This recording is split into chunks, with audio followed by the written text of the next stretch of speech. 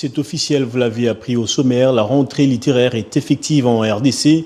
L'ouverture des portes a eu lieu ce jeudi 18 septembre au Centre culturel Wallonie-Bruxelles.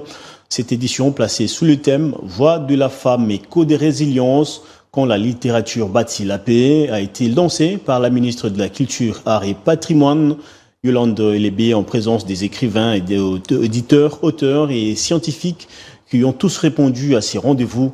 Le détail, c'est avec Michel Kabea Junior Konodoli. Chaque mois de septembre, Kinshasa vibre au rythme des tambours de la rentrée littéraire qu'organise les centres Wallonie-Bruxelles.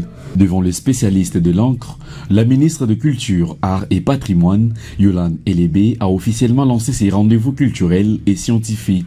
C'est avec un immense plaisir et une vive émotion que je me tiens devant vous pour le lancement de la 9e édition de la grande rentrée littéraire du centre Wallonie-Bruxelles, sous l'égide d'un thème d'une force singulière, voix de femme, écho de résilience quand la littérature bâtit la paix. Pour cette année, la cérémonie est axée sur la voix de la femme, symbole de la résilience et du rétablissement de la paix en République démocratique du Congo, dont l'autrice belge Fabienne Zuterman, tête d'affiche de cette 9e édition, a fait appel à plus de la résilience de l'écrivaine congolaise. Au niveau de la résilience, c'est clair que ça passe par les femmes, mais ça passe aussi par les hommes. Mais les femmes sont vraiment très très importantes parce qu'elles passent le message aux enfants, ça passe d'une génération à l'autre, elles éduquent les grands hommes de ce monde et de votre pays. Il y a toujours une maman derrière eux aussi.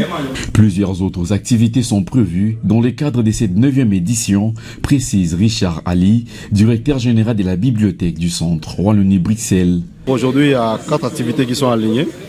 On a accueilli la ministre pour le lancement. Là, en ce moment, on a l'activité avec Bayoua. Le programme, en tout cas, est très riche pour cette 9e édition. Et nous sommes très impressionnés de la participation, en tout cas, de la population aujourd'hui. Les Quinois sont appelés à venir faire danser la pensée à travers les mots, car la danse ne s'exécute pas qu'à la hanche, mais aussi dans le cerveau à travers la littérature.